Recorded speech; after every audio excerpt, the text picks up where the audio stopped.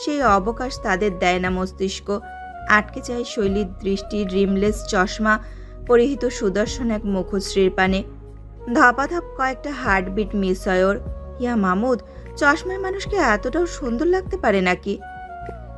ও তো জানতো চশমা চোখের সৌন্দর্য ঢেকে দেয়, কিন্তু এখানে তো ঘটনা পুরাই উল্টো। সামনে দাঁড়ানো এমনিতেই সুদর্শন গড়নের মানবের রূপ চশমাটায় যেন আরও কয়েক ধাপ বাড়িয়ে দিয়েছে, আরও পুরুষালী এক ব্যক্তিত্বের পরিচয় দিচ্ছে। মিস শৈলী। হকচকিয়ে ওঠে শৈলী। এক মুহূর্ত ভ্রুকুচকে নিজের স্থান বোঝার চেষ্টা করে। যখন মাথায় ধাক্কা দেয় মিহিরেনকে নিয়ে ওর করা এত সব বেসামাল চিন্তাগুলো রীতিমতো ভরকে যায় ও। তখনই ঠিক একসাথে দুটি ঘটনা ঘটে যায়। শৈলী ভরকে যেয়ে নিজের ব্যালেন্স হারাতে যায়, আর একই সাথে পুরো পরিবেশ তিমিরে ডুবিয়ে দিয়ে চলে যায় কারেন্ট। এতে শৈলীর ভয় বেড়ে যায় দ্বিগুণ। ভেজা মেঝেতে পড়লে কত ব্যথা পাবে চিন্তা করে চোখ খিচে আসে। তবে তখনই নিজের কোমরে কারোর বলিষ্ঠ হাতের ছোঁয়া পেয়ে অক্ষিপলক বড় করে ফাঁক হয় ওর। কেউ টেনে তোলে ওকে পড়া থেকে, কারোর শক্ত বুকে আছড়ে পড়ে শৈলী। শৈলীর মস্তিষ্ক কাজ করছে না। নিজেকে এক ঘোরের মাঝে মনে হচ্ছে ওর। কোথা থেকে যেন একটা ঘ্রাণ আসছে, সুঘ্রাণ, খুব কাছ থেকে আসছে মনে হচ্ছে। আশেপাশে তিমিরে ডোবা পরিবেশে এমন সুঘ্রাণ ওকে সেই ঘোরে ফেলে দিচ্ছে। শৈলী সরতে চাচ্ছে না, উঠতে চাচ্ছে না, চোখ মুদে পড়ে থাকতে ইচ্ছে করছে ঠিক এভাবে। ঠান্ডা বাতাসে চারিপাশ নিস্তব্ধ। এতটা চুপচাপ কেন সব? তবে নীরবতা মন ছুঁয়ে দিচ্ছে শৈলীর। আচ্ছা, ও কি করছে, কোথায় আছে? আচমকা পরিবেশটা আলোকিত হয়ে ওঠে। চকিতে চোখ খুলে শৈলী। নিজের কপালে কোনো শক্ত কিছু স্পর্শ পেয়ে চমকায়। আস্তে করে মাথা সরিয়ে বোঝ নেয় নিজের আশেপাশের। ছাদেও নিজের ব্যালেন্স হারিয়ে পড়ে যাচ্ছিল কিছুক্ষণ আগে। তারপর ধক করে ওঠে শৈলীর বুক। আসলেই কি তাই ঘটেছে যাও মনে করছে? নিজের সন্দেহ প্রমাণিত করতে অতি ধীর গতিতে মাথা উপরে ওঠায়। প্রথমে মিহিরানের শক্ত চোয়াল ও তারপরে সেই সুদর্শন কিন্তু গম্ভীর মুখশ্রী চোখের সীমানায় ধরা পড়তে শৈলী দ্রুত বেগে ছিটকে দূরে সরে যায়। মিহিরানের বাহুবন্ধনে আগেই ঢিল ছিল, তাই সরে যেতে কোনো বাধা আসেনি। শৈলী পুরোই দিশেহারা। কি করবে, কি বলবে কিছুই মাথায় ঠাওর করতে পারছে না। মেহরান স্যারের বুকে ও সর্বনাশ। সর্বাঙ্গ কাঁপতে থাকা শৈলীর দিকে মেহরান উদ্বিগ্নতা নিয়ে আগায়। মেয়েটা নিশ্চিত লজ্জা পেয়েছে ভীষণ, পাওয়ারই কথা। মেহরান নিজেই হতভম্ব হয়ে বসে আছে কিছুক্ষণ আগে ঘটে যাওয়া ঘটনাটা নিয়ে। আসলে শৈলী পড়ে গেলে ভীষণ ব্যথা পেত ভেবেই ও হাত বাড়িয়েছিল, কিন্তু ঘটনা যে এইরকম অপ্রস্তুত এক মোড়ে পৌঁছে যাবে তাও বুঝতে পারেনি। মেয়েটাকে হয়তো বেশি জোরে টেনে ফেলেছিল, তাই তো ওর বুকে আছড়ে পড়ল। সব দোষী ওর। এটা বোঝাতেই মিহিরান যখন আরেকটু আগায় শৈলী হুট করে ঘাবড়ে দুপা পেছনে যায়। এতেও ছাদের ছাউনির বাইরে চলে যেতে নেয়। বৃষ্টির ফোঁটা ওর মাথায় পড়বে ভেবে ওকে আবার টানতে মিহিরান হাত বাড়ায়। অমনি এক আজব কথা বলে বসে শৈলী। প্লিজ আমাকে ছাড়, প্লিজ আমাকে ছোবে না। ঝটকা দিয়ে থমকে যায় মিহিরান। কারেন্টের শক খেলো মনে হয় ওর পুরো দেহে। মেয়েটা কি বলল? ও ছুঁয়ে দিচ্ছে মানে কি? মিহিরানের যদি মনে হয় ওর দেহ কারেন্টের শক খেয়েছে, সেখানে শৈলীর তো মনে হচ্ছিল রীতিমতো আকাশ থেকে বিদ্যুতের বাজ পড়ল ওর শরীরে। এটা কি বলে ফেললো? মুখ ফসকে এ কি উদ্ভট কথা বের হয়ে গেল ওর? মেহরান সোজা হয়ে দাঁড়ায়। অপমানে আর রাগে কপালের শিরা দপদপ করছে ওর। শৈলীকে আচ্ছা মতন একটা কথা শোনাতে যায়, কিন্তু তার আগে পেছনে ওর রুম থেকে ভেসে এলো মাহিরার চিৎকার। উফ, হতচ্ছাড়া কারেন্টের এক্ষুনি যাওয়ার ছিল। জেনারেটরের লাইনে মোবাইল চার্জ দিব কিভাবে? মাহিরার চিৎকারে শৈলী কেঁপে ওঠে, যেন ঘোর কেটে বাস্তবে বের হয়। অমনি বুঝতে পারে ও দৌড়ে ছাদ থেকে বের হয়ে এসেছে। শৈলীর এহেন কাণ্ডে মিহিরানও অপ্রস্তুত হয়ে যায়। শৈলীর দৌড়ে যাওয়া দেখে ও পেছন থেকে উদ্যত হয় ডাকার জন্য। ঠিক তখনই মাহিরা এসে দাঁড়ায় ভাইয়ের পাশে। উফ, পারলাম না চার্জ দিতে ভাইয়া। আরে শৈলী কই, চলে গেছে নাকি? মেহরানের চাউনি এখনো দরজার পানে। হঠাৎ চলে গেল যে, কেন? আমি কি জানি কেন চলে গেল? আমি কি তোর বান্ধবীর সব খবর রাখি নাকি? ভাইয়ের ঝাঁঝালো উত্তরে মাহিরা চুপ বনে যায়, সাথে কিঞ্চিত অবাকও হয়। ভাইয়া হঠাৎ এভাবে রেগে গেলেন কেন? আর শৈলী আবার উল্টাপাল্টা কিছু বলেছে নাকি? পরক্ষণে এবার চিন্তাটা বাতিল করলো মন থেকে। শৈলী আর কি উল্টোপাল্টা বলবে? ওকে অবুঝ বাচ্চা নাকি? আর মেজো ভাইয়া তো এমনিতেই বদরাগে। এরকম কথা ওনার মুখ থেকে আসাটা স্বাভাবিক। মাহিরা নিজের ভাবনাতে তুষ্ট হয়ে হেসে দিল। এসেছিল বান্ধবীর সাথে বৃষ্টি উপভোগ করতে, সেই বান্ধবী আর বৃষ্টি দুটোই গায়েব। তো ওর আর এখানে থেকে লাভ কি? ভাইকে বিদায় জানিয়ে তৎক্ষণাৎই বের হয়ে আসলো। তবে ভাই যে ওর বিদায়ের উত্তরটা দিল না, এটাতে আবার অবাক হওয়ায় আক্রান্ত হলো। মেহরান বোনের বিদায়ের কিভাবে উত্তর দেবে? ওর মন ও মনোযোগ বোনের পাশে থাকলে সে না। ও তো চরম বিরক্তিতে ডুবে আছে শৈলীর কাজে। কিভাবে মেয়েটা ওকে কথা বলল? আর এভাবে কেউ দৌড় দেয়? বাচ্চা নাকি? সাথে সাথে অভিমান ও ক্ষোভে মেহরানের মস্তিষ্ক জেকে বসল। কেন, কোন অধিকারে এই অভিমান হানা দিল ও জানে না। তবে অভিমান হয়েছে শৈলীর ওপর, গভীর অভিমান। এদিকে শৈলী যে এক দৌড়ে নিচে নামলো, সেই দৌড় থামলো ওর রুমে এসে। প্রবল হাঁপানি নিয়ে খাটে বসলো। বিব্রতকর লজ্জায় মাথা আর উঠছে না। এই মুহূর্তে শৈলীকে দেখলে আর ওপরের ঘটে যাওয়া ঘটনা শুনলে সবাই মনে করবে শৈলী মেহরানের বুকে আঁচড়ে পড়া নিয়ে লজ্জায় নুয়ে যাচ্ছে, টিভি সিরিয়ালের নায়িকাদের মতো ন্যাকামো করছে। কিন্তু আসল কথা হলো, বুকে পড়ে যাওয়া নিয়ে শৈলী লজ্জিত না। তাল সামলাতে গিয়ে এমনটা হওয়া অস্বাভাবিক কিছুই না, বডি রিফ্লেক্স মাত্র। শৈলী তো লজ্জিত এই কাণ্ডের আগের ও পরের ঘটনা নিয়ে।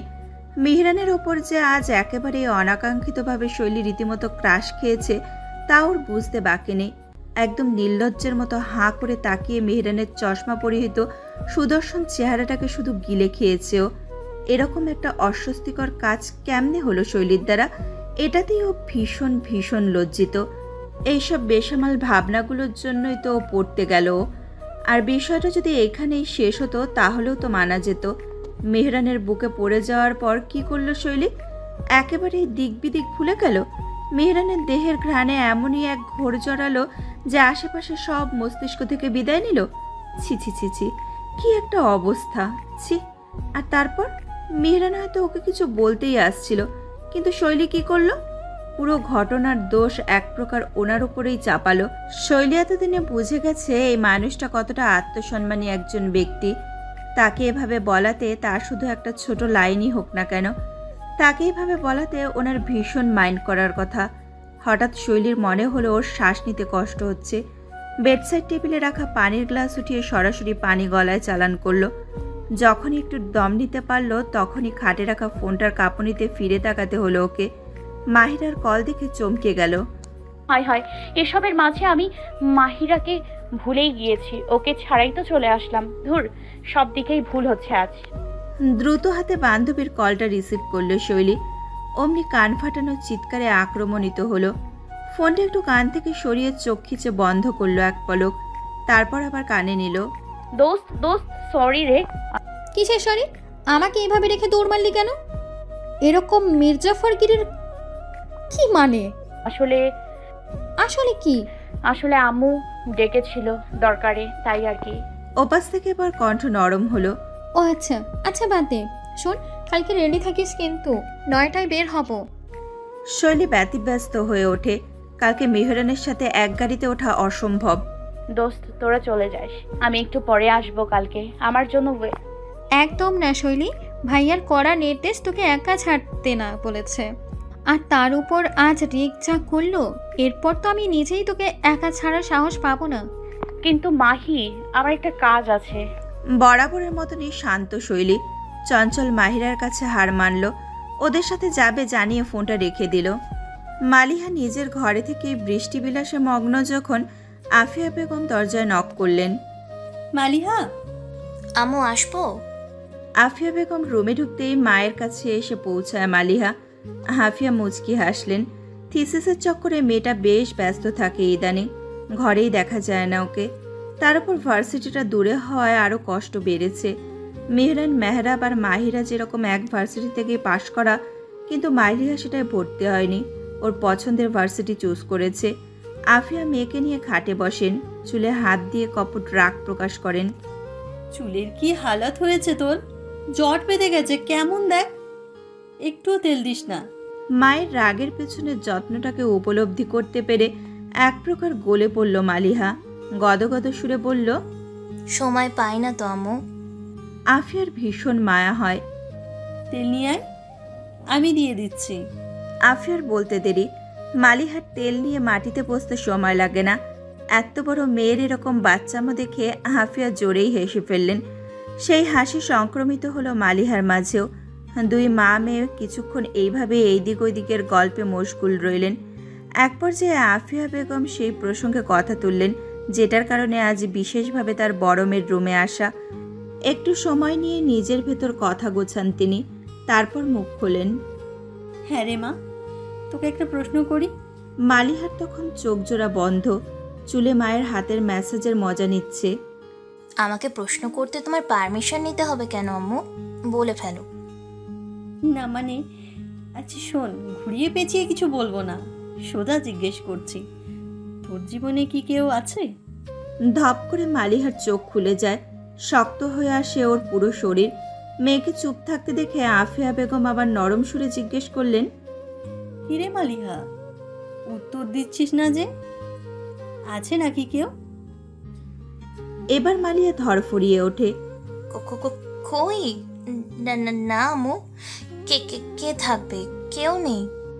আফিয়া বেগম বেশ প্রসন্ন হলেন, মনে মনে হাঁপ ছাড়লেন। আসলে মেয়ের জন্য একটা ভালো প্রস্তাব এসেছে। ছেলে ডাক্তার, ওদেরই এলাকার। আফিয়ার ছেলেটাকে পছন্দ হয়েছে, তবে তিনি এই বিষয়ে এখনো কারোর সাথে আলাপ করেননি। কারণ আগে তিনি মালিহার মনের খবর জানতে চান। ওর পছন্দের কেউ থাকলে তো আবার সেটাকেই আগে প্রাধান্য দিতে হবে। আফিয়া আবার মেয়ের দিকে মনোযোগ দিলেন। আচ্ছা, ভালো কথা এটা। তাহলে আমার জন্য বিষয়টা সহজ হয়ে গেল। মালিহার শরীরে তখন ঢিল পড়েনি। আম্মু, তুমি হঠাৎ এসব কি নিয়ে কথা শুরু করলা? আরে কি নিয়ে কথা শুরু করলাম মানে? মেয়ে বড় হয়েছে, বিয়ের উপযোগী হয়েছে, এখন এসব নিয়ে কথা বলবো না তো কখন বলবো? আম্মু, আমি এখন বিয়ে করব না। আমাকে কি তোমার কাছে বোঝা লাগে যে তাড়াতাড়ি বাড়ি থেকে বের করে দিতে চাচ্ছ? হাফিয়া হাসেন। মনে পড়ে আজ থেকে 36 বছর আগের কথা, যখন তিনিও তার বাবা মায়ের কাছে এইরকমই কিছু বলেছিলেন। তাই আজ নিজে সেই মোড়ে এসে পরম মমতায় মেয়ের কাজ জড়ালেন। এসব কথা বলে কেউ আজ পর্যন্ত পার পায়নি মা। আমিও বলেছিলাম, আমার মাকে ধরে কেঁদেওছিলাম। কোনো কাজ হলো? সেই তো তোদের আব্বুর সংসারে এলাম। একটা দুইটা না, 5-5টা দুষ্টু বাচ্চার মা হলাম, তাই না? দেশের কথায় মা মেয়ে দুইজনেই হেসে দেয়, তবে পরক্ষণেই আবার মালিহা গম্ভীর রূপে ফেরে। আম্মু, সত্যি বলছি, এখনই এই বিয়ে শাদী নিয়ে আমি চিন্তা করতে চাই না। আমার কত স্বপ্ন আছে। এখনো থিসিস শেষ করতে সময় লাগবে। গ্র্যাজুয়েট করব, তারপর পোস্ট গ্র্যাজুয়েট করব, চাকরিতে ঢুকবো, নিজের পায়ে দাঁড়াবো, আরো কত কি। আফিয়া মেয়েকে মাঝপথে থামান। এগুলো একটাও করতে তোকে নিষেধ করা হচ্ছে নাকি? আর এখনকার শ্বশুরবাড়ির লোকজনও মডার্ন চিন্তা ভাবনা করেন। বউকে বাসাবন্দি করে রাখার মনও অনেক জায়গা থেকে উঠে গেছে এখন। আর তোর বিয়ের কথা বললেই কি হয়ে গেল নাকি? তোর কোনো পছন্দ যেহেতু নেই, তাই আমাদের তো খুঁজতে হবে। সেটা সময় লাগবে না? আমরা যেচে বুঝে গুছিয়ে আনতে তোর থিসিসের কাজ শেষ হয়ে যাবে। সো এটা নিয়ে এক্ষুনি প্রেশার নিস না। আমি তো শুধু মতামত জানতে আসছিলাম। ততক্ষণে মালিহার চুলে সুন্দর একটা বেনি গেঁথে দিয়েছে আফিয়া। এবার মেয়ের মলিন মুখখানা সামনে টানলেন, কপালে চুমু দিয়ে বললেন, টেনশন করিস না এটা নিয়ে। যা হবে যখন হবে ভালোর জন্য হবে। এখন এইসব চিন্তা বাদ দে, তাড়াতাড়ি নিচে আয়। মেহরান এখনই চলে আসবে ডিনার করতে। মালিহা মায়ের দিকে মায়া নিয়ে তাকায়। তুমি যাও মা, আমি আসছি। তাড়াতাড়ি আসিস কিন্তু, আর ডাকতে না লাগে। না না, তুমি যাও, আসছি আমি। আফিয়া রুম থেকে বের হতেই মালিহা আস্তে করে দরজা আটকে দেয়। ভেতর থেকে লক করে দৌড়ে যায় নিজের ফোনের কাছে। কল করে এক নির্দিষ্ট নাম্বারে। কয়েকবার রিং হতেই অভ্যাস থেকে শোনা যায় সেই কাঙ্ক্ষিত সুর। হ্যালো জান। মালিহা থমকায়। এই নামে ওকে এই ব্যক্তিটা ডাকলেই ও বারংবার থমকায়। এত সুরেলা লাগে বুঝি এই শব্দ? রায়হান, তুমি কোথায় আছো? ব্যস্ত? একটু বাইরে যান, তবে ব্যস্ত না। তোমার জন্য আমি সবসময় ফ্রি। মালিহার ঠোঁটে তুষ্টির হাসি ফোটে। তোমার সাথে জরুরি কিছু কথা ছিল আমার। বলো না, শুনছি তো। মালিহা এক পলক থামে, নিজেকে একটু গুছিয়ে নেয়। রায়হান, আমার আম্মু আমার বিয়ের ব্যাপারে কথা উঠিয়েছে আজকে। কি বলো, তাই নাকি? হ্যাঁ, আমাকে জিজ্ঞেস করছিলেন কাউকে পছন্দ করি কিনা। তো তুমি কি বললা? মালিহা আবার একটু চুপ হয়, সময় নিয়ে উত্তর দেয়। আমি মানা করে দিয়েছি, বলেছি কোনো পছন্দ নেই। তুমিই তো এটা আমাকে বলতে বলেছিলে। ওপাশ থেকে মালিহা সুরেলা হাসি শুনতে পায়। হ্যাঁ জান, তুমি একদম ঠিক কাজ করেছো। আসলে আব্বু দেশে নেই তো এখন, তাই আমাদের কথা বাসায় জানাতে পারছি না। আমি জানানোর পর তুমি জানিও, কেমন? আঙ্কেল কবে ফিরবেন রায়হান? এই তো আর কিছুদিনের মাঝেই ফিরে আসবো। আচ্ছা, আঙ্কেল আসলেই প্লিজ আমাদের কথাটা বইলো, কারণ আম্মু একবার যেহেতু এই নিয়ে কথা তুলেছেন, তার মানে বাসায় এটার আলোচনা এখন চলতেই থাকবে। তার উপর মেজো ভাইয়াও দেশে। মালিহা জান আমার, তুমি হাইপার হয়ে যাচ্ছ কেন? সব হবে, সব হবে। তুমি এত টেনশন করো না, ঠিক আছে? এখন শোনো, আমি একটু বাইরে আছি তো, বাসায় যেয়ে তোমার সাথে রাতে গল্প করব। এখন রাখি। মালিহা আসলেই বেশ উত্তেজিত হয়ে পড়েছিল, তাই এখন শান্ত হয়ে হাসলো। আচ্ছা রাখো, বাই। বাই জান। আগের রাতের বৃষ্টির সকালেও রয়ে গেল। অন্যান্য দিনের মতো সকালটা রোদ ছড়ালো না। বাদলা আবহাওয়া, তার সাথে বয়ে নিয়ে আসে শীত পরিবেশ। শৈলীর রাতে ভালো ঘুম হয়নি, কেমন একটা উদ্ভ্রান্তির মাঝে যেন ছিল ও। খালি খাটের এপাশ আর ওপাশ ফিরেছে। ফোলা ফোলা চোখ নিয়ে নিজেকে বিছানা থেকে টেনে উঠালো। ফ্রেশ হয়ে এসে হালকা নীল আর হালকা বেগুনির মিশ্রণের জর্জেটের একটা ফ্লোর টাচ গাউন পরে নিল। আয়নার সামনে যেয়ে নিজের চোখের দিশা দেখে ওর দিশাহারা হওয়ার অবস্থা। জলদি জলদি মেকআপ কিটটা বের করলো নিজের। মনে মনে ধন্যবাদ জানালো নিজেকে মেকআপ করার পদ্ধতি জানার জন্য। কিছুক্ষণ পরে আয়নায় আরেকবার সব পর্যবেক্ষণ করে রুম থেকে বের হলো শৈলী। মাহিরা আগেই বাসায় এসেছে, ওকে নিয়েই বের হয়ে পড়ল। মাকে বলল ব্রেকফাস্ট ভার্সিটিতে করে নেবে।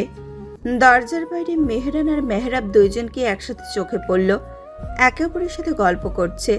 বোঝাই যাচ্ছে লিফটের অপেক্ষায় রয়েছে। শৈলী মেহরানকে দেখতে পেয়ে এক অজানা আড়ষ্টতায় জড়িয়ে পড়ল। মাহিরার পেছনে চুপটি করে দাঁড়িয়ে রইল। মাহিরা তো এসেই ভাইদের সাথে গল্প জুড়ে দিয়েছে, তবে শৈলী চুপ রইল। আর চোখে একবার খেয়াল করলো 30 বসন্ত পার করা সুন্দর মুখটার পানে, কিন্তু চোখ তুলতেই অমনি আটকা পড়ল হিম অক্ষি যুগলে। মেহরান যে ওর দিকেই তাকিয়েছিল এতক্ষণ, এটা শৈলী প্রথমে বুঝতেই পারেনি। পারবে কিভাবে? দরজা দিয়ে বের হতেই মেহরান সামনে আছে বুঝতে পেরে সেই যে মাথাটা নুয়ে বুকের সাথে মেশালো, তা উঠেছে এইমাত্র। দুইজনের দৃষ্টি কয়েক মিলি সেকেন্ডের জন্য জোড়া লেগেছিল মাত্র। তারপরে মেহরান নিজেকে সরিয়ে ফেলে। শৈলী তো রীতিমতো ঢোক গিলল। ও নিশ্চিত স্যারের চোখে রাগ দেখেছে, ভীষণ পরিমাণের রাগ। শৈলীর চোখ বড় হয়ে যায়, যেন সত্যটা হুট করেই মাথায় বাড়ি দিয়ে ঢোকে ওর। কালকের ঘটনাগুলো প্রজেক্টরে দেখা সিনের মতন একটার পর একটা সামনে আসতে থাকে। শৈলীর মাথা ঘুরানো শুরু হয় তাতে। বুঝতে একটু সময় লাগে না মেহরান স্যার গতকালের কাণ্ডে ওর ওপরে ক্ষেপে আছেন, ভীষণ ক্ষেপে। তাই তো এই হিমশীতল দৃষ্টি যুগল। ইস, গতকাল রাতে এই দুই চোখের মোহে পড়ে ক্রাশ নামক মেশিনে নিজেকে পিষে ফেলতে নিয়েছিল শৈলী। আর আজ সেই চোখের দিকে তাকানো পর্যন্ত যাচ্ছে না। কি একটা অবস্থা! ততক্ষণে লিফট চলে এসেছে।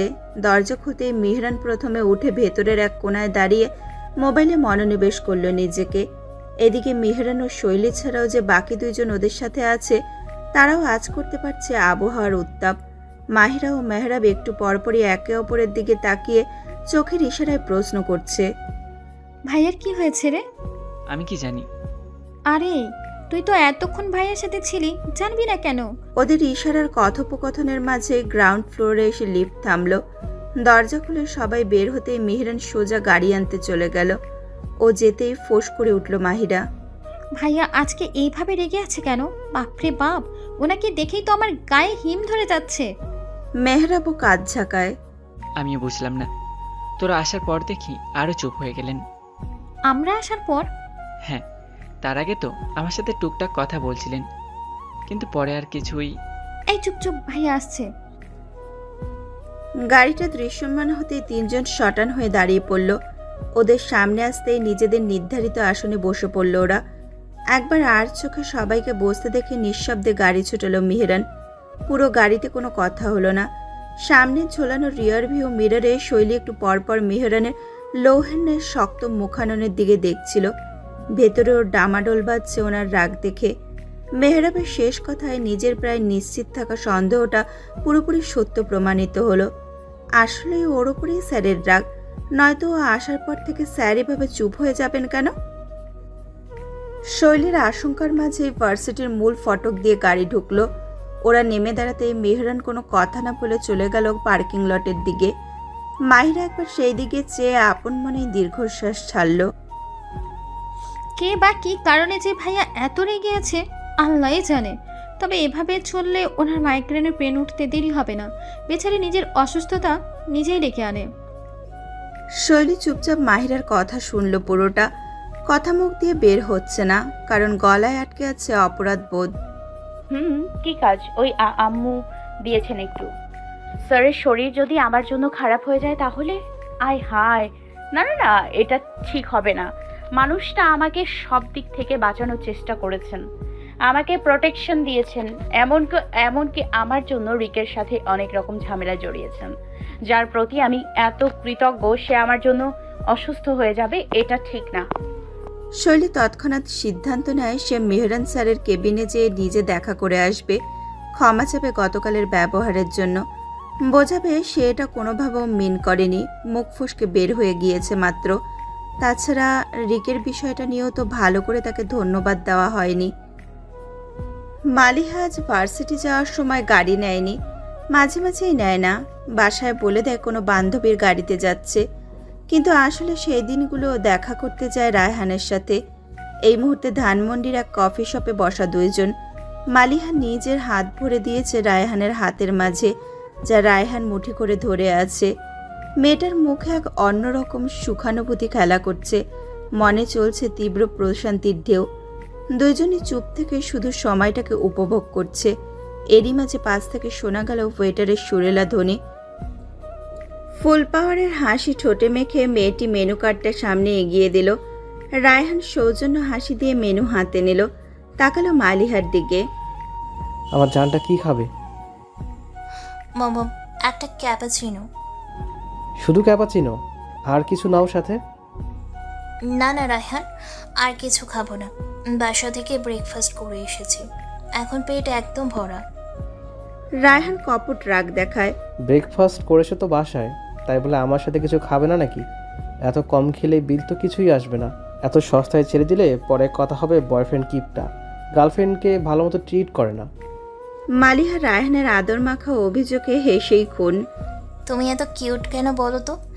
আর আমি কবে বললাম তুমি কিপটা? বরং তুমি তো আমাকে খালি ট্রিটের ওপরেই রাখো। যখনই তোমার সাথে দেখা করতে আসি খালি এত খাওয়াও তুমি। তাই তো তোমার সাথে যেই দিন দেখা হয় সেই দিন বাকি পুরো সময়টা আমি আর কিছুই খেতে পারি না। এভাবে খেতে থাকলে আমি একদিন বিশাল বড় একটা ফুটবলে পরিণত হব, দেখো। মালিহা হাসতে হাসতে কথাগুলো বললেও রায়হানকে দেখালো মুখ গম্ভীর করে রাখতে। তুমি ফুটবল হও কিংবা বাস্কেটবল, আমি কি কখনো বলেছি যে এটা নিয়ে আমি চিন্তিত? Listen Maliha, I like you, not your figure. তুমি যতই মোটা হও না কেন আমার কিছুই আসে যায় না।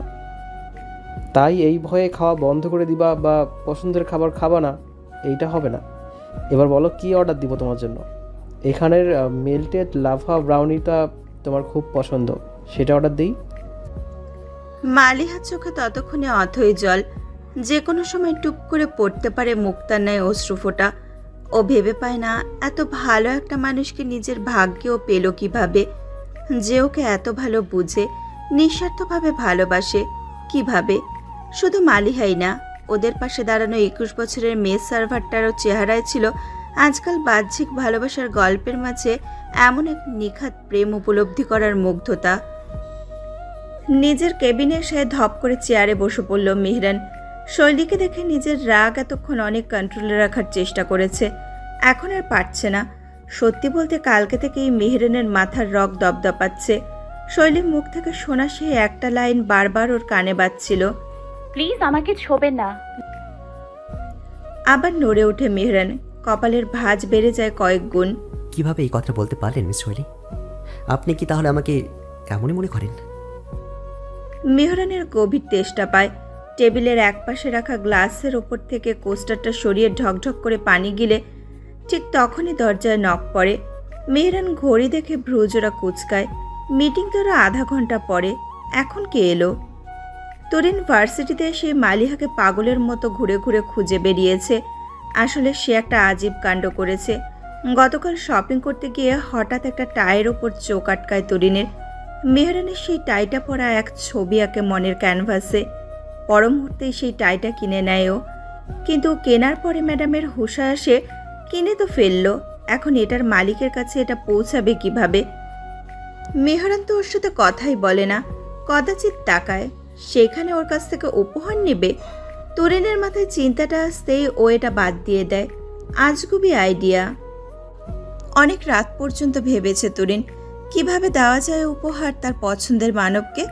শেষমেশ পুরো জগৎ ঘুরে এসে থামলো তার বান্ধবীর কাছে। আসলেই মালিহা ছাড়া আর কোনো পথ নেই ওর। সেই প্ল্যান আর বুকে অসীম আশা নিয়ে আজ তরিন মালিহাকে খুঁজে বেড়াচ্ছে। কিন্তু মেয়েটাকে পাচ্ছে না কেন? ভার্সিটিতে আসেনি নাকি? ফোনও পিক করছে না। ভাউ আটকে উঠল তরিন, সর্বাঙ্গে কাঁপুনি তুলে পেছনে ঘুরল। মালিহাকে হাসতে দেখে স্বস্তির এক নিঃশ্বাস বের হলো। বান্ধবীর কাঁধে হালকা এক চর বসালো। কিরে, এইভাবে কাউকে ভয় দেখায়? হার্ট অ্যাটাক হতো আমার আরেকটু হলে। মালিহা হেসে কাছে এসে বান্ধবীকে পাশ থেকে জড়িয়ে ধরে। এত উইঘাট নিয়ে মেজো ভাইয়াকে ভালোবাসার সাহস পাস কিভাবে বান্ধবী? আমার ভাইয়াটা একটা টর্নেডো, ওকে সামলানো কিন্তু কঠিন আছে, পারবি তো? তরিন মালিহার কথায় চোখ সরু করে তাকায়। এখন যতই টর্নেডো থাকুক, তোর ভাই বিয়ের পর সব পুরুষই শান্ত হয়ে যায়, কারণ তখন সে সোজা পড়ে সাইক্লোনের হাতে। মালিহা মুগ্ধ হাতে তালি মারে। বাবা বান্ধবী, কিপ আপ দ্য স্পিরিট। তরিন হেসে মালিহার সামনে দাঁড়ায়। আচ্ছা এসব বাদ দে, আগে বল তোর ফোন তুই কোন দুনিয়ায় রাখিস? কল করলে পাওয়া যায় না কেন? মালিহার হাসি মাখা মুখটা এইটুকু হয়ে যায়। আমতামতা করে বলে, আসলে আসলে আমি আসলে ব্যাগের ভেতরে ফোন তো, আওয়াজ শুনতে পারি নাই, সরি রে। তরিন হালকা ভ্রুকুচকে এক পলক মালিহাকে পরখ করলো, তারপর হেসে দিল। হইছে, বুঝছি, বাদ দে বাদ দে। তাকে যেই কারণে খুঁজছিলাম সেটা বলি। মালিহাও ভেতরে ভেতরে নিজেকে সামলে নিল। রায়হানের ব্যাপারটা এখনো তরিনকে বলেনিও। রায়হানই মানা করেছে। প্রথমে মালিহা পছন্দ করেনি বিষয়টা, বলতে চেয়েছিল তরিনকে, ওর বান্ধবীদেরকে, সবাইকে। কিন্তু রায়হান নিজের ভালোবাসার চাদরে জড়িয়ে মালিহাকে মানিয়ে নেয়। বলে যে পারিবারিকভাবে সব ঠিক হলে একসাথে সবাইকে জানাবে দুজন। হঠাৎ মালিহাকে বর্তমানে কেউ টেনে নিয়ে আসে। মালিহা, শুনছিস? মালিহা থতমত খেয়ে যায়। হ্যাঁ হ্যাঁ বল। তরিনের দিকে তাকাতেই দেখে ওর হাতে একটা বাক্স। কৌতূহলবশত প্রশ্ন আসে, এটা কি রে? তরিন আগ্রহ নিয়ে বাক্সটা খোলে। টাইটা দেখে মুগ্ধ নয়নে তাকায় মালিহা। আরে সুন্দর তো টাইটা, কিন্তু এটা তোর কাছে কেন? আই মিন, তুই এটা নিয়ে ঘুরছিস কেন? তরিন অতি সাবধানে বাক্সটা বন্ধ করে তারপর মালিহার কাছে সেটা এগিয়ে দিতে দিতে বলে, এটা তোর মেজো ভাইয়ের জন্য কিনছি, এটা ওনাকে দিয়ে দিস। মালিহার চোখ প্রথম আসমানে পৌঁছায়। কি বলি? ভাইয়ার জন্য গিফট? তোর মনে হয় ভাইয়া নিবে? তরিন বিরক্ত হয়। আরে গাধি, আমার নাম নিলে তো উনি নেবেই না, এটা জানা কথা। তুই আমার কথা বলবি কেন? তাহলে কি বলবো? বলবি তুই কিনছিস। আমি কিনছি ভাইয়ার জন্য? হ্যাঁ, বোন তো ভাইয়ের জন্য কিনতেই পারে, পারে না? মালিহা একবার ভাবলো, তারপর মাথা ঝাঁকিয়ে বলল, আচ্ছা, যা দিলাম না হয় উপহারটা নিজের নাম করে, কিন্তু এতে তোর ক্রেডিটটা কই রইল? ভাইয়া তো জানতেই পারলো না যে এটা এত যত্ন সহকারে তুই তার জন্য কিনেছিস। তুরিন মালিয়ার হাত ধরে ঝাঁকায়। আজ হয়তো জানতে না পারলেও একদিন পারবে। সেদিন আমি নিজ হাতে ওনাকে এই টাইটা পরিয়ে আজকের ঘটনাটা জানাবো। মেহরান দরজার দিকে তাকিয়ে ডাক দিল। অমনি দরজা খুলে ভেতরে ঢুকলো ওর পিয়ন আকমল। স্যার আসবো? হ্যাঁ আকমল, আসো। স্যার, ডিন স্যারের থেকে একটা নোটিশ আসছে, সেটা দিতেই আসলাম। বলেই হাতে রাখা ফাইলটা আকমল মেহরানের হাতে বাড়িয়ে দিল। তারপর মেহরানের অনুমতি নিয়ে বেরিয়ে গেল রুম থেকে। ফাইলটা খুলতেই মেহরানের চোখে পড়ল বড় বড় অক্ষরে লেখা টাইটেলটা। মেহরান পুরো নোটিশটা পড়ল। ওদের আগামী সপ্তাহে পিকনিকের স্থান চেঞ্জ হয়েছে। আগে গাজীপুরের একটা রিসর্ট ভাড়া করা হয়েছিল এক রাতের জন্য, তবে এখন সেখানে আর যাওয়া হচ্ছে না। বরং পিকনিকের নতুন স্থান হলো বোর্ড অফ ট্রাস্টিজের মেম্বার শাহজাহান সাহেবের ফার্ম হাউস। মেহরান না অবাক হয়ে পারল না, তার সাথে ব্যাপারটাও সমীচীন লাগলো না। ভার্সিটির একটা প্রোগ্রাম কারোর ব্যক্তিগত বাড়িতে কেন করা হবে? ভার্সিটি কি ফান্ড কম আছে নাকি? মেহরান ঠিক করলো কিছুক্ষণ পরের মিটিংয়ে এই বিষয়টা নিয়ে অবশ্যই কথা বলবে। ঠিক তখনই আবার দরজায় টোকা পড়ল। মেহরান অবাক, আকমল আবার কেন আসলো? আসো বলতেই দরজা খুলে গেল। তবে মেহরানের আশানুরূপ আকমল রুমে ঢুকলো না, এবং যে ঢুকলো তাকে এখানে এই মুহূর্তে মেহরান আশা করেনি, কখনোই আশা করেনি। শৈলীকে নিজের কেবিনের দরজায় কখনোই আশা করেনি মেহরান। তাই তো অবাক নয়নি চেয়ার ছেড়ে উঠে দাঁড়ালো। শৈলী একবার মেহরানকে দেখে নিল, তারপর নিজের মাথা নুয়ে রুমে ঢুকলো। দরজাটা পুরো বন্ধ করলো না। মেহরান এতক্ষণ নিজেকে সংযত করতে পেরেছে, এবং সাথে সাথে আবার আগের অভিমান জেঁকে বসেছে ঘাড়ে। চোখে সেই ক্ষোভ নিয়ে দৃষ্টি নিক্ষেপ করল। আপনি? শৈলী ঘাড় তোলে, অপরাধীর ন্যায় মেহরানের দিকে চায়। নজরে তার অনেক কথা, কিন্তু সেগুলো প্রকাশ করার মতন ভাষা সে কোনোভাবেই খুঁজে পাচ্ছে না। শব্দের সাগরে ডুবে ডুবে খুঁজছে শৈলী, কিন্তু মানানসই বর্ণমালা হাতে ধরা দিচ্ছে না। আপনি কি কিছু বলবেন? শান্ত অথচ হিম শীতল স্বরে শৈলী বাস্তবে ফেরে। জি স্যার। বলুন। স্যার। মেহরান ততক্ষণে ডেস্কের কাজ সারতে ব্যস্ত। ভাব এমন দেখাচ্ছে যেন শৈলীর কথা শোনার মতন সময় ও ইচ্ছে দুটোই ওর নেই। তবে মন যে কথোপকথন জমানোর জন্য প্রবল দোলা দিচ্ছে, সেটা তো ডেস্কের অপর পাশে দাঁড়ানো রমণী বুঝতে পারছে না। শৈলী এক পা এগোলো, বুক ভরা সাহস জুগিয়ে বলল, I am sorry sir. Mehran ড্রয়ারে হাত দিতে যাচ্ছিল, তখনই সে থমকে গেল, ফিরে তাকালো সামনে। শৈলী ওর মনোযোগ পেয়ে আর একটু সাহস জোগালো। স্যার, গতকালের ব্যবহারের জন্য আমি আসলেই দুঃখিত। মেহরান সোজা হয়ে দাঁড়ায়, ডেস্কের ওপাশ থেকে সামনে আসে। শৈলীর থেকে একটু দূরত্ব বজায় রেখেই দুহাত পকেটে ঢুকিয়ে শটান হয়ে দাঁড়ায়, ভ্রুকুচকে প্রশ্ন ছড়ে, কোন ব্যবহারের জন্য? শৈলী হকচকায়। গতকালের কথা এমনিই লজ্জায় মরে যেতে ইচ্ছে করছে, এখন আবার ওনার সামনে রিপিট করবে নাকি? মাথা খারাপ? জীবনেও না। আপনি সরি কোন ব্যবহারের জন্য বললেন না তো? হাত কচলে মেহরানকে এক পলক দেখে আবার শৈলী মাথা নোয়ায়। এই যে কালকে আমি আপনাকে। আপনি আমাকে কি? আমি আপনাকে। কম্পিত কণ্ঠে যখন শৈলীর শির ওপরে উঠল, আঁতকে উঠল। মেহরানকে নিজের বেশ কাছে দেখে আপন হতেই পিছিয়ে গেল। মেহরান দেখল সব, কিন্তু তার হাবভাবে একটুও হেলদোল হলো না। সে এগিয়ে আসতে থাকলো। শৈলীর অবাক হওয়া মনে হয় ফুরিয়ে গিয়েছে, চোখ ফেটে পড়ার জোগাড়োর। ততক্ষণে মেহরান একদম কাছে এসে দাঁড়ালো। দুজনের মাঝে এক হাতের দূরত্বও হয় কিনা সন্দেহ। ওদের অবস্থান ঠিক রুমের মাঝখানে। মেহরান সরাসরি শৈলীর দিকে চাইল, খাদে নামানো স্বরে আবার প্রশ্ন ছুড়ল, আপনি আমাকে কি? বলুন। লজ্জায় শৈলীর জ্ঞান হারানোর মতন অবস্থা। দুর্বল হৃদয়ের কেউ থাকলে আসলেই জ্ঞান হারাতো, কিন্তু এটা তো শৈলী, ও নিজেকে সামলাতে জানে। স্যার, আসলে আমার আপনাকে এভাবে মন্তব্য করা ঠিক হয়নি। আপনি আমাকে বাঁচাতেই ধরেছিলেন, সেখানে আমি সরি স্যার। শেষের কথাটা শৈলী মাথা আবার নামিয়ে কণ্ঠে নিরুপায় ভাব নিয়ে বলে, এদিকে ওর এরকম মায়াকণ্ঠে মাপ চাওয়াটা হঠাৎ করে মেহরানের কাছে বেশ আদরে শোনায়। মেয়েটা যখন প্রথমবার সরি চেয়েছে তখনই তো মেহরানের সব রাগ ক্ষোভ জলে ভেসে নিরুদ্দেশ হয়েছে। এতক্ষণ তো এই রুমে শুধুমাত্র আরও কিছুক্ষণ রাখার উদ্দেশ্যে ও শৈলীকে ঘোরাচ্ছিল। এখন মেহরান ঠোঁটে পাতলা হাসি ফোটায়, যেটা নিঃশব্দ। মন ভরে এক পলক মেয়েটাকে দৃষ্টিতে আটকায়, তারপর কি মনে হতেই আবার কণ্ঠে গাম্ভীর্য টেনে বলে, আপনার শুধু সরি বলা দিয়ে তো ব্যাপারটা আমি মিটমাট করতে পারছি না মিস শৈলী। শৈলী চমকে তাকায়, আবার বুক দুরু দুরু করা শুরু করেছে প্রবলভাবে। তবে ভয়কে কিছুটা দমিয়ে সাহস নিয়ে বলে, আপনার ক্ষমা পেতে কি কি করতে হবে স্যার? মেহরান সরাসরি ওর দিকে তাকায়, তারপর হুট করেই ঘুরে দাঁড়ায়। আমি যা বলবো তা করতে পারবেন? যদি আমার সাধ্যের মধ্যে থাকে তাহলে পারবো। মেহরান এক কাত পাশ ফিরে চায়। আর সাধ্যের মাঝে থাকলেও যদি ইচ্ছা না হয় করতে?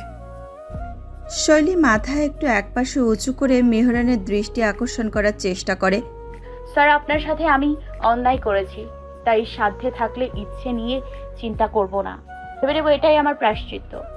মেহরান দু ঠোঁট জোড়া দিয়ে প্রায় বের হয়ে আসা দুষ্ট হাসিটাকে থামানোর চেষ্টা চালায়। ও বোঝে মেয়েটা বুদ্ধিমান হলেও বেশ সরল মনের, ভীষণ মায়া হয় ওর। তখনই ফিরে আসে ওর সামনে। আপনি ভেবে বলছেন তো মিস শৈলী? সামনে থেকে সরাসরি উত্তর আসে, জি স্যার। দেন আমি আপনার সরি একটা শর্তে অ্যাকসেপ্ট করব, যদি আজ সন্ধ্যায় আপনি আপনার গিটারে বাজিয়ে আমাকে একটা গান শোনেন। শৈলী আর ছটকা খেতে খেতে অক্কা পাওয়ার জোগাড় হবে এও নিশ্চিত।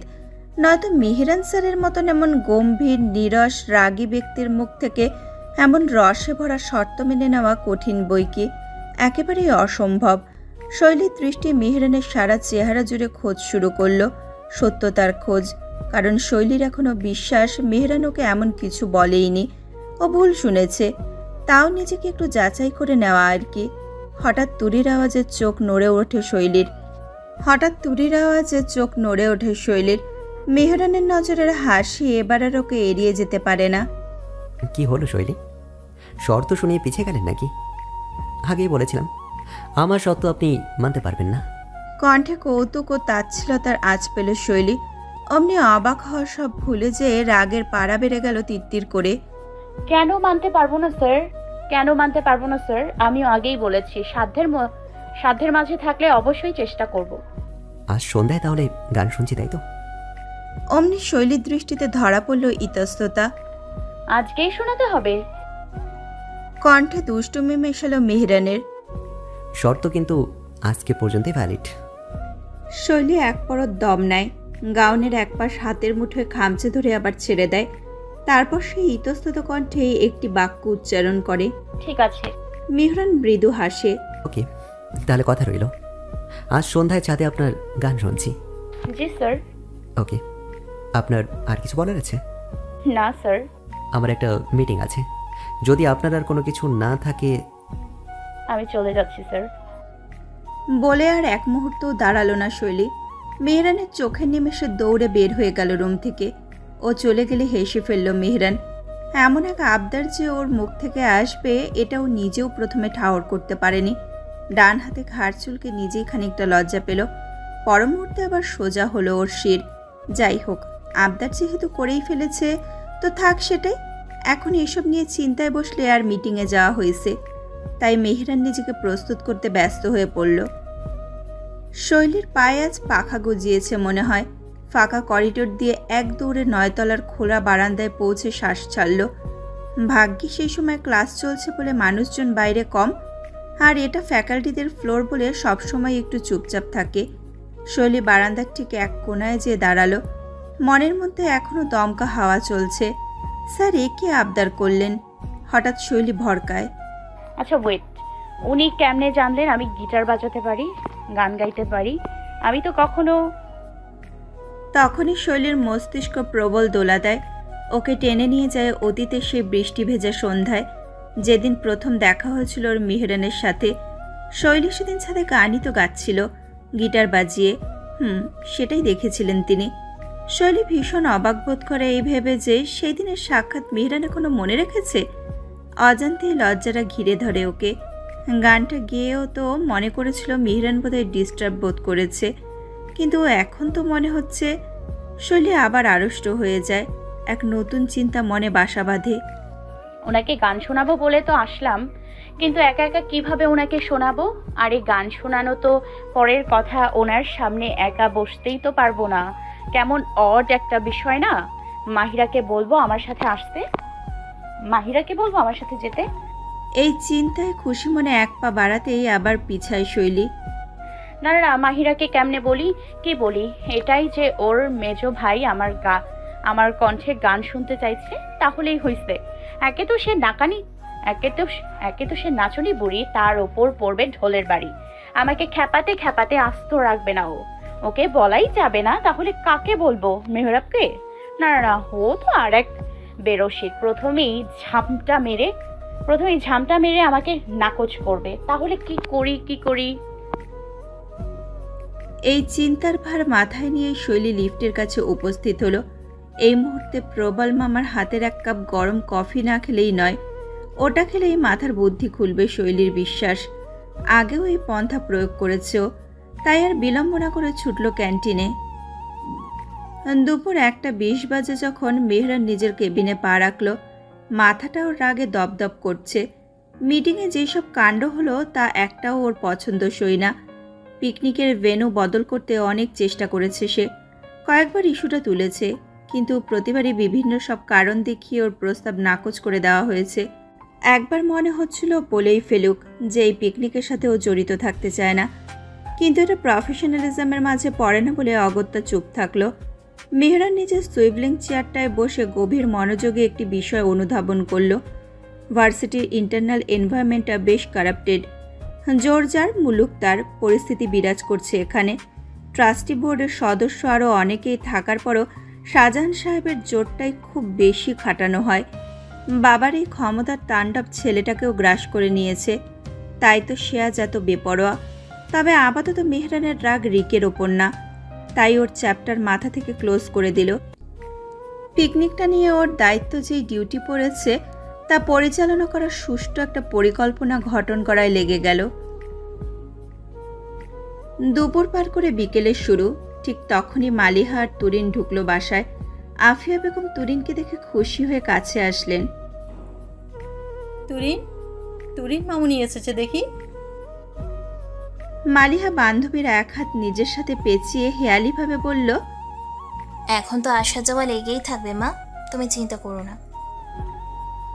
আফিয়া মেয়ের কথার কিছু না বুঝলেও তুরিনের গাল লজ্জায় লাল টসটসে হয়ে যায়। সাথে সাথেই মালিহার হাতে চিমটি বসালো। আউচ করে উঠল মালিহা, চোখ গাঢ় করলো বান্ধবীর পানে।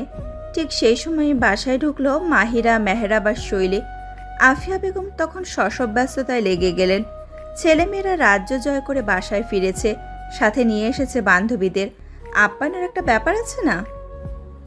মাহিরা রোজ ফেরার পথে শৈলীকে বলে ওর সাথে বাসায় উঠতে, কিন্তু শৈলী প্রায় সবসময় না করে দেয়।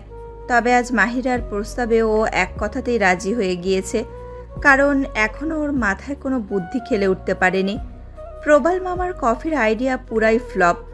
এখন কিভাবে কি করবে ও তাই চিন্তা করতে মাহিরার সাথে এসেছে। আফটার অল ওরই তো ভাই, নিশ্চয়ই ওর আশেপাশে থাকলে কোনো একটা আইডিয়া বের করতে পারবে শৈলী। মালিহা আজ বেশ কয়েকদিন পর শৈলীর দেখা পেল। সুন্দর একটা হাসি দিয়ে শৈলীর সাথে কথা বলল। কি ব্যাপার শৈলী, কতদিন পর দেখলাম তোমাকে, এখন বাসায় একদমই আসো না দেখি। চমৎকার একটা হাসি দিয়ে শৈলী তাকালো মালিহার দিকে। আসলে আপু, সারাদিন ক্লাস করে এসে সত্যি বলতে একদম কোথাও যাওয়ার এনার্জি পাই না। মনে হয় বাসায় গিয়ে একটা ঘুম দেই বা একটু রিল্যাক্স করি, কিন্তু আজ নিজেরই মনে হলো অনেকদিন আপনাদের বাসায় আসা হয় না, তাই চলে আসা। ভালো করেছো এসেছো। আচ্ছা পরিচয় করিয়ে দিই, এটা হলো আমার বান্ধবী তুরিন, আর তুরিন ও হলো শৈলী, মাহিরা আর মেহরাবের বান্ধবী আর আমাদের প্রতিবেশী। তুরিন আর শৈলী একে অপরের সাথে সৌজন্যতা বিনিময় করল। তুরিন বেশ কিছুক্ষণ নিজের মাঝেই শৈলীকে পর্যবেক্ষণ করল। এটা ওর স্বভাব। প্রথম প্রথম কাউকে দেখলেই সেই মানুষটার খুঁটিনাটি বোঝার চেষ্টায় লেগে যায়। যেমন এখন শৈলীকে দেখে কিছুটা হলেও ও মুগ্ধ। মেয়েটা বেশ আকর্ষণীয়, গতানুগতিক সুন্দর, তার ব্যাখ্যা থেকে আলাদা। চোখ দুটো ভীষণ মায়াবী, হাসিটা প্রাণোচ্ছল, আর চুলগুলো যেন ওকে বানিয়ে দিয়েছে কোনো রূপকথার রাজকন্যা। এত সুন্দর একটা মেয়ে এই বিল্ডিংয়ে থাকে, চিন্তা করতেই তুরিনের মনে অজানা চিন্তায় কু ডাকে। যেখানে তুরিনের মনে এক চিন্তা, সেখানে শৈলীর বক্ষ কাঁপছে নিজের চিন্তার বানে। এর মধ্যে মাহিরাটা যে আবার কই গেল ওকে এখানে বসিয়ে। শৈলীর উৎকণ্ঠার মাঝেই ধপাধপায় দৌড়ে আসে মাহিরা, চোখে মুখে খুশির ঝিলিক টেনে চেঁচিয়ে ওঠে, আজকে পার্টি হবে। ড্রয়িং রুমে বসা সবাই চমকে তাকায় ওর পানে। চোখে কৌতূহল টেনে মালিহা প্রশ্ন ছড়ে, কি আবোল তাবোল বলিস মাহি, কিসের পার্টি? মাহিরা ধপাধপ করে আমি কোনো আবুল তাবুল বলছি না আপু। মেজু ভাইয়া ফোন দিয়েছিল এই মাত্র, বলল আজ রাতে পুলের পাশে ভাইয়া বারবিকিউ অ্যারেঞ্জ করবে, আমরা সবাই পার্টি করব। এতক্ষণে মাহিরার চোখের সেই ঝিলিক মেহরাব মালিহার মাঝেও সংক্রামিত হলো। খুশিতে লাফিয়ে উঠল দুজন। এদিকে ততক্ষণে ঝুমাও চলে এসেছে ওদের সাথে যোগ দিতে। বেচারি ভারী পেট নিয়ে লাফাতে না পারলেও হাততালি দিয়ে নিজের খুশি জাহির করলো। মাহিরা এক পর্যায়ে উঠে দাঁড়ালো ভীষণ ব্যস্ত ভঙ্গিতে। আমার অনেক কাজ আছে এখন। আম্মু, তুমি রহমান ভাইকে দিয়ে কয়লা আনানোর ব্যবস্থা করো, বারবিকিউ মেশিনটাও ওনাকে দিয়ে পরিষ্কার করিয়ে নাও।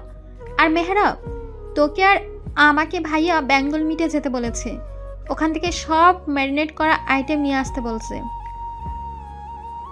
এতক্ষণ আফিয়া চুপ থাকলেও এখন নড়ে চড়ে বললেন, বাইরে থেকে ওই হাবিজাবি মাংস আনা লাগবে কেন রে? বাসায় সব আছে, আমি ম্যারিনেট করে দিচ্ছি। মাহিরা সাথে সাথেই থামিয়ে দিল মাকে। ভাইয়া জানতো তুমি এটাই বলবা, তাই আগেই তোমাকে কড়াভাবে নিষেধ করেছে কোনো ঝামেলায় যেতে। আর এখন ম্যারিনেট করে রাখলে হবে না, সময় কম, তাই বাইরে থেকে আনাটাই ভালো। আফিয়া ছোট মেয়ের কথা শুনে স্মিত হাসি হাসলেন। ছেলে যে তার কষ্টের কথা চিন্তা করেছে, এতেই তেনার বুকটা ভরে উঠল। মাহিরা মায়ের থেকে চোখ ফিরিয়ে শৈলীর দিকে তাকায়। শৈলী, তুই আর নিপুণও কিন্তু আজকে রাতে আমাদের পার্টিতে জয়েন করবি। শৈলী এত হইচইয়ের মাঝে এতক্ষণ চুপ মেরে বসেছিল। মনের ভেতরের মুগ্ধতা যেন ছড়ানোর জায়গা পাচ্ছিল না। আজ সারাটা দিন যেই দুশ্চিন্তায় শৈলীর মাথা খারাপ হয়েছে, সেই সমস্যা মেহরান কত সুন্দর করেই না সমাধান করে দিল। মাহিরার দেওয়া পার্টির আমন্ত্রণ নাকচ করার প্রশ্নই আসে না শৈলীর। ও যাবে মেহরানের পার্টিতে, অবশ্যই যাবে। রাতের প্রোগ্রামের জন্য মালিহাও তুরিনকে রেখে দিল। মনে মনে শতভাগ ইচ্ছে থাকলেও প্রথমে তুরিন মানা করেছিল মালিহাকে। বাসায় যেতে দেরি হয়ে যাবার বাহানা করেছিল। আসলে একবার বললেই তো রাজি হয়ে যাওয়া কেমন দেখায় না। কিন্তু মালিহা যখন বলল যে আজ রাতেই ওর গিফটটা ওর সামনেই মেহরানকে দেওয়া হবে, তখন সেই মুহূর্তটা কোনোভাবেই মিস করতে চাইল না তুরিন। ও নিজের হাতে না দিতে পারুক, অন্তত মানুষটার গিফটটা পাওয়ার পর রিয়াকশন তো দেখতে পাবে, সেটাই বা কম কিসে। শৈলী মাহিরাদের বাসা থেকে কিছুক্ষণ পরই নিজের বাসায় চলে এসেছে। আফিয়া আগেই মিসেস রেহানাকে ফোন দিয়ে শৈলী আর নিপুণকে দাওয়াত দেওয়ার কথাটা জানিয়ে দিয়েছেন, তাই শৈলীর আর আলাদা করে কিছু বলতে লাগেনি। ও এসে প্রথমে শান্তি মতন শাওয়ার নিয়েছে, তারপর বসেছে আলমারি খুলে। অনেকগুলো ড্রেস একটার পর একটা গায়ের উপরে সামনে লাগিয়ে আয়নায় দেখছে, কিন্তু পছন্দসই কিছুই মিলছে না। শেষে একবার হেসেই ফেলল। অজানা কারণেই আজ শৈলীর সাজতে ইচ্ছে করছে। মনটা ফুরফুরে হয়ে আছে হয়তো তাই। কণ্ঠেও গুনগুন করে চলছে অনবরত। কোন গানটা শোনাবে সেটারও হৃদয় গহরে খোঁজ চলছে। সব মিলিয়ে মনে হচ্ছে আজ সন্ধ্যাটা সুন্দর হবে। মাহিরা আর মেহরাবের আজ একটুও দম ফেলার সময় নেই। বাড়ির সবচাইতে ছোট সদস্য বলেই আজকের প্রোগ্রামের দায়িত্ব পড়েছে এই দুইজনের ঘাড়ে। কিছুক্ষণ আগে বাজার থেকে আসলো ওরা। মেহরান ওদেরকে বেশ বড় একটা অ্যামাউন্ট বিকাশ করে দিয়েছে বলে জিনিস কিনতে কোনো চিন্তা করতে হয়নি।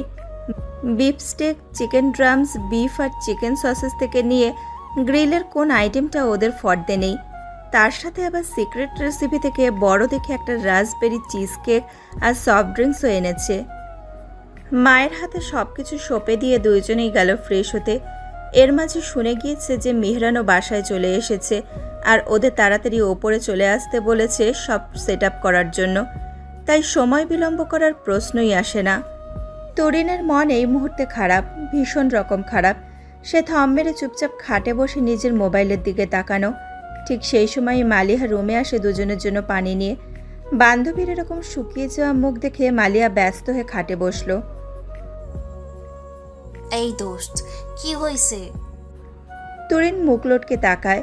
আজ যদি আমি জানতাম যে তোর ভাই এমন এক প্রোগ্রাম দিয়ে বসবে, তাহলে বাসা থেকে ঠিকভাবে প্রিপারেশন নিয়ে আসতাম, ভালো ড্রেস পরে সেজে গুজে আসতাম। সেখানে এখন ভার্সিটিতে পরা ড্রেস নিয়ে আমি পার্টি অ্যাটেন্ড করব, এটা কিছু হইল? মালিহা বান্ধবী রেহান কথা শুনে হেসেই ফেলল। তুই এই দুঃখে দুঃখিত? এটা কোনো ব্যাপার দোস্ত? বলেই মালিহা নিজের আলমারির কাছে যায়। এই নে, পুরো আলমারি খুলে দিলাম তোর জন্য। এখান থেকে যেই ড্রেসটা পরতে ইচ্ছে করে সেটাই পর। আমারগুলো তোর হবে বোধহয়। আর মেকআপ কি আমার নেই নাকি? আগের ড্রেস সিলেক্ট কর, তার সাথে মেকআপ অর্নামেন্ট সব দিব আমি। তরিন প্রবল বেগে মাথা নাড়ায়। না না, তোর ড্রেস পরে তোর ভাইয়ের সামনে যাব, এটা কেমন দেখায় না? No way. Yes way. আরে আমার ড্রেসের হিসাব কি আমার ভাইয়ের কাছে আছে নাকি, যে সে বুঝে যাবে এটা তোর না আমার? এখন আয়, আর দেরি করিস না। তরিন ভেবে দেখলো বিষয়টা আসলেই তাই। মেহরানের সামনে সুন্দর করে নিজেকে উপস্থাপন করাটাই মুখ্য। কার কি পরে ও সামনে যাচ্ছে সেটা জরুরি না। তাই আর দেরি না করে লাফ দিয়ে উঠে দাঁড়ালো। আলমারির সামনে যেয়ে প্রতিটা ড্রেস নেড়ে চেড়ে দেখলো। মন মতো কোনোটা পছন্দ হচ্ছিল না ওর। এমন সময় হুট করে চোখে পড়লো একটা কাপড়ের ওপর। হ্যাঙ্গার থেকে বের করে নামালো। মালিহা ওর কাণ্ড দেখে অবাক। তুই শাড়ি পরবি? শাড়ি কেন, কামিজ পর। আমরা সবাই তো কামিজ পরছি। তরিন লাজুক হাসে। আমার শাড়ি পরতে ইচ্ছে করছে পরি। মালিহা হেসে দেয়। আচ্ছা পর। এমনিতেই ভাইয়া শাড়ি পছন্দ করে। দেশে যখন ছিল তখন আম্মুকে বলতো শাড়ি পরতে। মুহূর্তেই চেহারায় ঝিলিক দিয়ে উঠল তরিনের। সাথে সাথে ব্লাউজ পেটিকোট নিয়ে ওয়াশরুমে দৌড়ালো। সন্ধ্যা প্রায় নেমে গিয়েছে। আকাশের লালচে আবার নিজের জৌলুস হারাতে বসেছে। ঠিক এরকম এক সময়ে মাহিরা পুলের ছাদে উঠল। নিজেকে কালোর মাঝে সোনালি পাথরের কামিজে সাজিয়েছে ও। এসেই দেখে মেহরান বাড়ির কেয়ারটেকার রহমানকে দিয়ে গ্রিল সেট আপ করাচ্ছে। সোজা ভাইয়ের কাছেই গেল মাহিরা। ভাইয়া বলো কি হেল্প লাগবে? মেহরান ফিরে বোনকে দেখে আবার সামনে চায়। এত দেরি যে? কই দেরি করছি ভাইয়া? বাজার থেকে এসে তো দম ফেলানোর সময় পাইনি, তার মাঝেই ঝটপট রেডি হয়ে দৌড়ে এসেছি। সেখানে তোমার হতচ্ছাড়া আর একটা ভাই কই? ও তো আমার সাথে গিয়েছিল, ছেলে হয়ে এখনো রেডি হয়ে আসতে পারলো না। মেহরাবের বাচ্চা, তোকে আমি খাইছি। মেহরান ভ্রু কুচকায়। মাহি ল্যাঙ্গুয়েজ। ও সরি ভাইয়া। এর মধ্যে মেহরাবও ঢুকে ছাদে। ওকে দেখে মাহিরা চেঁচাতে গিয়েও চেঁচায় না, পিছিয়ে যায় এক কদম। কারণ মেহরাবের সাথে ছাদে প্রবেশ করে মেহরানের 3 বন্ধু, তন্ময়, শাকিল আর অর্ণব। মেহরান আজ ওদেরকে পার্টিতে ইনভাইট করেছে। এই 4 বন্ধু সে কলেজ থেকে একসাথে। শারীরিকভাবে যে যত দূরেই থাক না কেন, বন্ধুত্বটা তাদের অটুট। মাহিরা তাদের দেখে মিয়ে যায়। নিজের চঞ্চলতাকে ঢেকে পরিপাটি বেশি রূপান্তরিত হয়। তবে মনে মনে সুখ দিয়ে যায় দামাল হাওয়ার ডাক। আজ কারোর উপস্থিতি ওকে অত্যন্ত খুশি করে দিয়েছে। আজ পার্টি জমবে। সন্ধ্যা 7:30টার মাঝে আমন্ত্রিত সবাই ছাদে উপস্থিত হলো। বাবুল সাহেব আর আফিয়া ছোটদের মাঝে আর থাকতে চাইলেন না বলে তাদের খাবার নিচেই দিয়ে আসা হবে। মাহিব ঝুমাকে নিয়ে এসেছে। ছাদে একটা বেতের চেয়ার দোলনা আছে, ওখানেই ঝুমাকে বসিয়ে দেওয়া হলো। মাহিব নিজের জন্য একটা চেয়ারে পাতালো ওর পাশে বসবো বলে। ছাদে একটা বেতের চেয়ারের দোলনা আছে, ওখানেই ঝুমাকে বসিয়ে দেওয়া হলো। মাহিব নিজের জন্য একটা চেয়ার পাতলো ওর পাশে, তবে বসলো না। ইতিমধ্যে গ্রিলে আগুন ধরিয়ে দেওয়া হয়েছে। মাংসর প্রথম পরত বিছিয়ে দেওয়াও শেষ। বউকে সব দিক থেকে সিকিউর করতে সেই গ্রিলের কাছেই গেল মাহিব। মালিহা আর তুরিনও চলে এসেছে ছাদে। তুরিনকে শাড়িতে আসলেই নজর কাড়া রাখছে। নিজেকে আজ ঢেলে সাজিয়েছে ও। না কোথাও বেশি, না কোথাও কম। বেজ আর কালোর কম্বিনেশনের শাড়ির সাথে করেছে নিউড মেকআপ, যা আকর্ষণীয়তার মাত্রা বাড়িয়ে দিয়েছে বহুগুণ। এবং সেটার প্রমাণ ওর ছাদে ঢোকার পরেই পাওয়া গেল মেহরানের বন্ধু অর্ণবের কথায়। মেহরান দোস্ত, এই বম্বশেলটা কেড়ে আমি তো ফুলি ক্রাস্ট। মেহরান বন্ধুর চোখ অনুসরণ করে সামনে তাকিয়ে তুরিনকে দেখে, তারপর নিরুৎসাহিত হয়ে আবার চোখ নামায় গ্রিলের দিকে। মালিহার বান্ধবী মনে হয়। মনে হয় মানে কি? তুই চিনিস না? না। তাহলে তোর পার্টিতে আসলো কেমনে? এবার মেহরান বিরক্ত হয়। আরে আমি কি সেটা জানি নাকি? মালিহা এনেছে নিশ্চয়ই। তুরিন মেহরানকে আসার পরেই খুঁজে পেয়েছে। মেহরান যে ওর দিকে তাকিয়ে মুখ নামিয়ে নিয়েছে সেটা লক্ষ্য করেছে ও। সাথে সাথে ঘাড় নামিয়ে নিজেকে পরখ করতে বসলো। ওকে কি খারাপ লাগছে শাড়িতে? আয়নার সামনে 101 বার ঘুরে ফিরে দেখেছে, যাচাই করেছে। কই, ওর তো খারাপ লাগেনি কিছু। আর ওকে যে সুন্দর লাগছে তার প্রমাণ তো মেহরানের পাশে দাঁড়ানো ছেলেটার লালিত চোখই দিয়ে দিয়েছে। তাহলে মেহরান কেন ফিরে তাকালো না? তুরিনের মুখের বেদনা দেখে মালিহা বান্ধবীর হাত ধরল। চোখের ইশারায় মন না খারাপ করতে বলে ওকে নিয়ে সামনে আগালো। গ্রিলের মাংস তখন ভাজা প্রায় শেষের দিকে। স্টেকের ঘ্রাণে আর ড্রামস্টিকের চটাক চটাক পোড়ার আওয়াজে পরিবেশ তখন ভারী। যদিও গ্রিলের ওপাশে খুন্তি হাতে ছিল রহমান, মেহরান পুরো প্রস্তুতির দায়ভার নিজের ঘাড়ে নিয়ে শটান দাঁড়িয়েছিল ওখানে। ওর দেখা দেখি বাকি ছেলেরাও আশেপাশে আড্ডা দিচ্ছিল। ছেলেদেরও যে কত ধরনের গল্প থাকে তাই আসর দেখলে মানুষ বুঝতো, কিন্তু মেহরানের তখন এইসব গল্পে মনোযোগ ছিল না। পুরো ছাদ জুড়ে একটু পরপর ও খুঁজে যাচ্ছে কাউকে। এত সব মানুষের ভিড়ে এক অনাকাঙ্ক্ষিত চেহারার দর্শনের অপেক্ষা ওকে ভেতর থেকে নাড়া দিচ্ছে। কি ব্যাপার, মেয়েটা এখন আসছে না কেন? যার জন্য এত আয়োজন সে নিজেই কিনা লেট। মেহরানের ভেতরের এত সব ঝড়ের কিছুটা দমক চেহারাতেও প্রস্ফুটিত। তাই দেখে তন্ময় কাছে আসে ওর। কি ব্যাপার দোস্ত, লুকিং হেজিটেটেড? মেহরান সতর্ক বোধ করে। কই না তো। তোর মনের খবর সবচেয়ে ভালো আমি বুঝি মেহরান, এবং এটা তুইও খুব ভালো করেই জানিস। গাম্ভীর্য দিয়ে তোর ইমোশনস পৃথিবীর সামনে ঢাকতে পারলেও আমার কাছে পারবি না। এখন বল, তুই এরকম বিচলিত কেন? মনে হচ্ছে যেন কারো অপেক্ষায় আছিস। মেহরান তন্ময়ের কথা শুনে নিঃশব্দ, কিন্তু চওড়া হাসি পড়ল মুখে। হয়তো তন্ময়কে কিছু একটা বলতো। তবে তার আগেই ছাদের দরজায় চোখ আটকে গেল। তন্ময় মেহরানের পাশেই দাঁড়ানো। বন্ধুর চেহারা সে পর্যবেক্ষণ করেছে অনেকক্ষণ ধরে। এতক্ষণ সেখানে ছিল কিছুটা উৎকণ্ঠা, অল্প বিরক্তি, কিন্তু এখন মেহরানের চক্ষু স্থির হয়ে গিয়েছে। গালের পেশিগুলোও হয়ে এসেছে শিথিল। হাতের চিমটা আটকে আছে গ্রিলে পুড়ে যাওয়া মাংসের ওপর।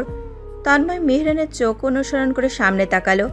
ছাদের দরজা দিয়ে ঢুকছে গিটার হাতে একটি মেয়ে। মেয়েটার হাস্যোজ্জ্বল চেহারাটা দেখে তন্ময় ঠোঁটেও হাসি ছড়িয়ে পড়ল। আবার বন্ধুর দিকে ফিরল। দেখল মেহরান এখনো সেই দিকেই নজর টিকিয়ে রয়েছে। অষ্টযুগল টিপে তন্ময় মেহরানের কানে নিজের মুখ আগায়। মাংসটা পুড়ে যাচ্ছে। মেহরানের হাত অল্প নড়ে ওঠে। দৃষ্টির ব্যাঘাত ঘটিয়ে মাংসের দিকে যায়। আসলেই পুড়ে যাচ্ছে দেখে ব্যতিব্যস্ত হয়ে সেটা উঠাতে যায় ও। তন্ময় বন্ধুর কাণ্ড দেখে হেসে দেয়। ঘটনা যে একটা ঘটছে বা ঘটেছে সেটা বুঝতে সময় লাগে না ওর। পরে একসময় মেহরানকে নিয়ে ওর বসতে হবে। বোঝা গিয়েছে এখন পার্টিটা এনজয় করা যাক। শৈলী আর নিপুণ এসে মাহিরাকে খুঁজেছে। মাহিরা শৈলীর হাতে গিটার দেখে খুবই অবাক হলো। তুই গিটার নিয়ে এসেছিস যে, গান শোনাবি নাকি আমাদের আজ? শৈলী জানতো এই প্রশ্নের সম্মুখীন ওকে হতেই হবে, তাই ও একটু ভড়কালো না। আসলে বারবিকিউ পার্টিতে আজ লাইভ মিউজিক না থাকলে কেমন যেন জমে না, তাই গিটারটা নিয়ে আসলাম। আমি শুধু কেন, যে কেউ গান গাইতে পারে। মাহিরা কিছুক্ষণ ভাবলো। ঠিক বলেছিস, গান থাকলে পার্টি আরো জমবে। তবে আর কেউ গান না গাক, তোর থেকে কিন্তু গান শুনবই শৈলী, মনে থাকে যেন। শৈলী হাসে, মনে মনে লজ্জায় মরে। ও কি আর আজ গান না গিয়ে থাকতে পারবে? সবাই মোটামুটি চলে আসা আসর জমলো ছাদে। মেয়েরা পুলের পাশের চেয়ারগুলো টেনে বসেছে। ঝুমার দোলনাটা সেখানেই। আর ছেলেরা মোটামুটি দাঁড়িয়ে দাঁড়িয়ে আড্ডা দিচ্ছে। একসময় খাবার রেডি হয়ে গেলে সবাইকে খাওয়ার জন্য ডাক দেওয়া হয়। মেহরান এক গ্লাস কোক হাতে সার্ভিং টেবিলের পাশেই দাঁড়ানো ছিল। মাহিরা শৈলীকে সাথে করে নিয়ে আসতেই এক কদম আগ বাড়িয়ে আসলো মেহরান। কিছুই করলো না, আর ওদেরকে খাবারও এগিয়ে দিল না, কোনো কথাও বলল না, শুধু এগিয়ে আসলো। এতেই শৈলীর ষষ্ঠেন্দ্রিয় জেগে অস্থির। মেহরানের দিকে তাকানোরও সাহস হলো না। কোনো মতে খাবার নিয়ে মাহিরাকে তাগিদ দিল চলে আসার। মেহরান নিঃশব্দে মুখ বাঁকিয়ে হাসলো। মেয়েটা যে এইভাবে রিয়্যাক্ট করবে ও সেটা জানতো, আর তাই তো এই কাজটা করেছে ও। মেয়েটাকে ওর কারণে অপ্রস্তুত দেখতে কেন যেন ইদানিং মজা লাগে মেহরানের।